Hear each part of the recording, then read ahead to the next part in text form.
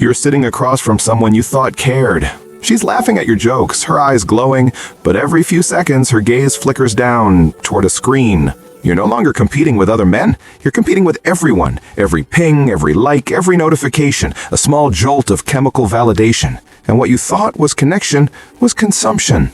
And in that moment, you realize something dark. We don't crave love anymore. We crave attention. We're hardwired for recognition. Thousands of years ago, attention meant survival. It meant safety, belonging, and reproduction. For women, social visibility was protection. For men, it was dominance, hierarchy, and status. The biology hasn't changed, only the battlefield has.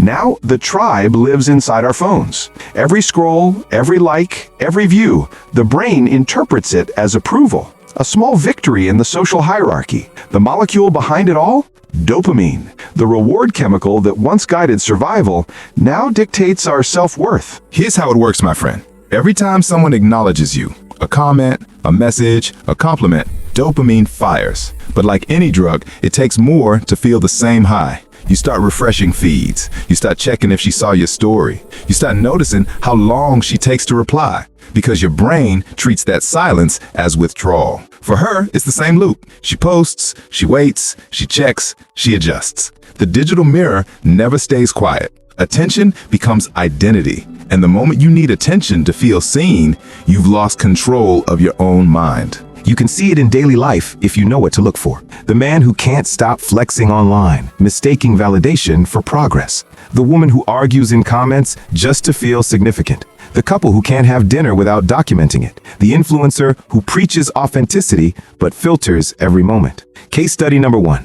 A guy spends hours curating his alpha persona online. The likes roll in, but offline, his voice shakes when he talks to a real person. Case study number 2. A woman posts about self-love, but checks who viewed her story 15 times a day. Her peace depends on digital applause. We're all part of the same loop, competing for pixels of attention in a marketplace that never closes. But here's the sinister part. This addiction was engineered. Social media platforms are not communication tools. They are behavioral laboratories. Every swipe, every click, every pause on a photo is recorded, analyzed, monetized. The algorithm studies your desires better than you ever could. It learns what triggers you, what angers you, what keeps you scrolling. This isn't culture anymore, it's conditioning. An invisible market that trades in your attention, the new global currency, and both men and women are its product. What happens when the drug runs out? The likes slow down, the messages stop, the audience moves on, and suddenly, silence. That's when the crash comes, the dopamine drought, the emptiness, the self-doubt.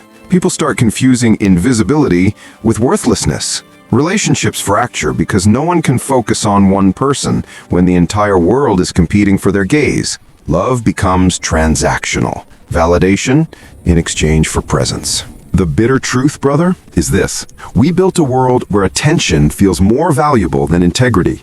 We chase approval from people we'll never meet. We compare our lives to curated illusions, and we wonder why we feel so small. Every man, every woman, every one of us is trapped in the same psychological feedback loop, feeding a machine that feeds on our need to be seen. So, what's the way out?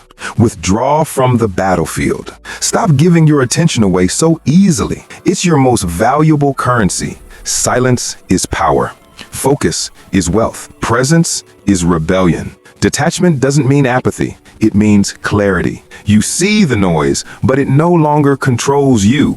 Start small. Turn off the notifications. Reclaim your mornings. Speak less, observe more. Remember, my friend, you are not here to be seen. You are here to see clearly. Because when you master your attention, you master yourself.